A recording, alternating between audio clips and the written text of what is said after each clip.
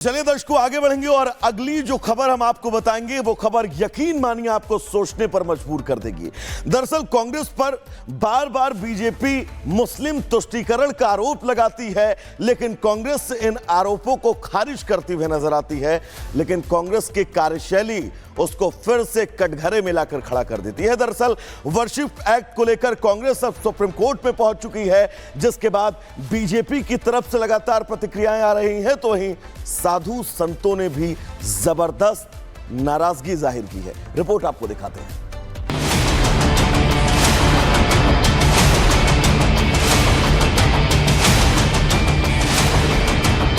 अयोध्या, काशी, मथुरा, संभल, अजमेर शरीफ दरगाह, सनातन के कुछ ऐसे निशान हैं जो चीख चीख कर बार बार ये बता रहे हैं कि सनातन और हिंदू धर्म की जड़ें उन धर्मों की जड़ से कहीं गहरी हैं, जिन्होंने हजारों साल पहले हिंदुओं के साथ बर्बरता दिखाई और सनातन के निशान को दफन करने की कोशिश की। उस कोशिश की हर हकीकत अब देश और दुनिया के सामने खुलने लगी है।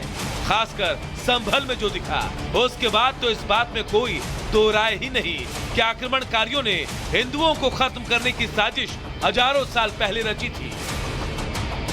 लेकिन सनातन का यह सच किसी को चुभने लगा है। उन्हें लग रहा है कि अगर सनातन की इसी तरह जीत होती रही तो उनका वोट बैंक ही खत्म हो जाएगा। यही वजह है कि अब वो लोग प्लेसेस ऑफ वर्शिप एक्ट का रोना रोने लगे हैं। प्लेसेस ऑफ वर्शिप एक्ट को लेकर कांग्रेस ने सुप्रीम कोर्ट में याचिका दाखिल की। इस मामले में कई याचिकाएं पहले से लंबित हैं। कांग्रेस पार्टी ने प्लेसेस ऑफ वर्शिप एक्ट के वैधता को बचाने के लिए सुप्रीम कोर्ट का दरवाजा खटखटाया है। पार्टी ने प्लेसेस ऑफ वर्शिप एक्ट 1991 के खिलाफ दायर मामलों में दखल की मांग की है। कांग्रेस का कहना है कि भारत में धर्मनिरपेक्षता की रक्षा के लिए यह अधिनियम जरूरी है। कांग्रेस ने अपनी याचिका में इस कानून को भारत के धर्मनिरपेक्ष ढांचे के लिए आवश्यक बताया है। दरअसल उपासना स्थल कानून अधिनियम की वैधता के विरुद्ध कई मामले दायर किए गए हैं। मामले पर 17 फरवरी को सुनवाई होगी। कांग्रेस के इस कदम का बीजेपी ने खुले तौर पर विरोध किया है। कांग्रेस तुष्टीकरण की राजनीति के लिए किसी हद तक जा सकती है, वोट के लिए किसी हद तक जा सकती है, बड़ा स्पष्ट होता है। और कांग्रेस की तो नीतियां सनातन विरोधी रही हैं, ये तो लगातार दिखता है। अब खुलकर सामने आ गया कि कांग्रेस पार्टी किस प्रकार से वोट बैंक की सबसे बड़ी भाईजान बनना चाहती है, अब कैसे भेदभाव करती है। संविधान करने वाली Congress party places of worship act के डिफेंस में उतर आई है। देश में तुष्टीकरण का चैंपियन कौन होगा, मुस्लिम परस्ती में सबसे ज्यादा आगे कौन चल रहा है, इसके लिए कांग्रेस, आम आदमी पार्टी, समाजवादी पार्टी, इंडी गठबंधन में ही होड़ मची हुई है। कांग्रेस के इस कदम से सिर्फ सियासी गलियारे में नाराजगी नहीं है, बल्कि संत समाज भी काफी गुस्से में है। कुंभ में आए कई संतों ने भी कांग्रेस की इस हरकत को गलत माना है। जो विपक्ष के लोग हैं उनके मन की ये पीड़ा ये दर्शाती है कि उनको सनातन से कितना प्रेम है।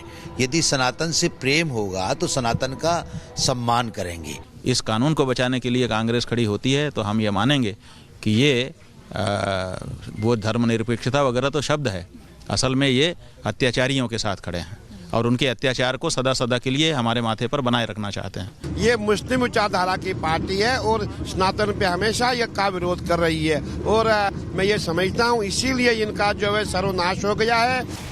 लेकिन कुछ लोग हैं जिन्हें इन सब से कोई फर्क नहीं पड़ता। उन्हें तो अब भी यही लगता है कि ये सनातन का अपमान भी नहीं है। सुप्रीम कोर्ट में प्लेसेस ऑफ वर्शिप एक्ट को लेकर सुनवाई जारी थी और समाजवादी पार्टी को भरोसा है कि जो फैसला करेगी वो देश के हिंदू, मुसलमान, सिख, ईसाई संविधान को मानने वाले लोग उसका पालन करेंगे। कांग्रेस अगर प्लेसेस वर्शिप एक्ट को लेकर सुप्रीम कोर्ट गई है तो ये उसका संवैधानिक अधिकार है। इसमें न तो हिंदू मुस्लिम की बात है, न कोई तुष्टीकरण की बात है। ये कानून 1991 में कांग्रेस के पीवी नरसिम्हा राव सरकार द्वारा बनाया गया था। तब राम मंदिर के लिए आंदोलन देश भर में चल रहा था और ये कानून देश के अन्य धार्मिक स्थल की रक्षा के लिए बनाया गया था। लेकिन अब जिस तरह से मस्जिदों के नीचे सनातन के निशान मिल रहे हैं, समय आ गया है कि इस नियम में बदलाव हो। हालांकि नियम में बदलाव होने या फिर कानून के रद्द होने से तुष्टीकरण वालों को तकलीफ होगी और वो तकलीफ सामने भी दिखने लगी है। Bureau report, Republic Bharat. तो दर्शकों, न सिर्फ संभल बल्कि देश भर के तमाम हिस्सों से वो तस्वीरें जो सामने आ रही हैं, उन तस्वीरों के खिलाफ क्या अब कांग्रेस खड़ी होती नजर आ रही है। और ये बड़ा सवाल इसलिए भी क्योंकि मुगल आक्रांताओं की जो स्थितियां थी, उन स्थितियों को अगर आप उन पर दोबारा से पूर्ण विराम लगाना चाहते हैं तो कांग्रेस क्या ये नहीं चाह रही है? लोग क्या कह रहे हैं इस पर, वो भी हम आपको सुनवाते हैं। जब वो मुस्लिम लीग की राह पे चल रहे हैं, जब वो तुष्टीकरण की राजनीति कर रहे हैं, जब उन्हें सनातन संस्कृति से कोई मतलब नहीं, तो वो क्यों चाहेंगे कि इस देश में जो हजारों लाखों पूजा स्थलों के साथ जो खिलवाड़ किया गया, जो सनातन संस्कृति और जो सनातन आत्मसम्मान के साथ खिलवाड़ इस देश में हुआ, ये सब कांग्रेस पार्टी की साजिश है। इस तरीके से एक आम चुनाव में कांग्रेस पार्टी सपा गठबंधन के साथ चुनाव लड़ती है तो ये निश्चित रूप से तय है कि ये एक तुष्टीकरण की राजनीति पर उतारू है और उसको हिंदुओं को किनारे करके एक मुस्लिम लीग की स्थापना भी करना चाहती है। तो दर्शकों, लोगों की प्रतिक्रिया क्या थी आपने सुना। अगली अहम खबर जो हम आपको बताने जा रहे हैं, उस खबर को आप सभी के लिए जानना समझना बहुत जरूरी है, क्योंकि जम्मू कश्मीर के राजौरी में इस वक्त मौत का एक ऐसा रहस्य है जो लगातार सवालों के घेरे में है।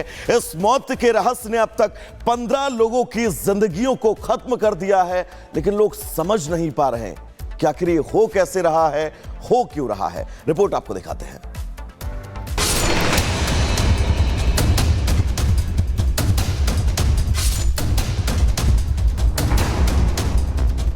रहस्यमयी बीमारी, जान पर भारी, खत्म 3 परिवार, सस्पेंस बरकरार। राजौरी में कहर, बीमारी या जहर। जी हां, जम्मू कश्मीर के राजौरी जिले में रहस्यमयी बीमारी की गुत्थी उलझती ही जा रही है। अब इस मामले ने नया मोड़ ले लिया है। दरअसल बंदहाल गांव में हुई 15 मौतों के लिए रहस्यमयी बीमारी को वजह माना जा रहा था, लेकिन अब स्थानीय लोगों ने इसके पीछे टारगेट किलिंग की आशंका जताई है। ये कहीं न कहीं एक, मैं कहता हूँ कि हमारे सोसाइटी के अंदर कोई टारगेट किलिंग की जा रही है। टारगेट किलिंग इसलिए कह रहा हूँ कि पहले आपने देखा कि इधर कितनी पीक पे मिलिटेंसी थी, उनसे हमें डर नहीं था। आज इलाका पूरा सब डिस्ट्रिक्ट जो है पूरे इस दहशत के माहौल में है। राजौरी में बीते करीब 40 दिनों में 15 लोग अपनी जान गंवा चुके हैं। यह सिलसिला 7 दिसंबर को शुरू हुआ था, जब एक ही परिवार के 5 लोगों की मौत हो गई। इसके बाद 12 दिसंबर को एक दूसरे परिवार के 4 लोगों की जान चली गई। इसके बाद 11 जनवरी को तीसरे परिवार के 4 बच्चों की मौत हो गई और फिर 12 जनवरी और 15 जनवरी को भी 2 लोगों को अपनी जान गंवानी पड़ी। दरअसल जब इस कथित रहस्यमयी बीमारी से जान गंवाने वाले मृतकों की जांच की गई तो उनके शरीर में न्यूरोटॉक्सिन के अंश पाए गए। इसके बाद जब हमारी टीम ग्राउंड जीरो पर स्थानीय लोगों के बीच पहुंची तो उन्होंने इन मौतों के पीछे जहर की संभावना जताई। मेरे लड़कों ने उन बच्चों को फजल से, इनके जो बच्चे थे ना, उनके साथ ही रहे हैं, खाना भी खाया है, साथ चाय भी पी है, उनको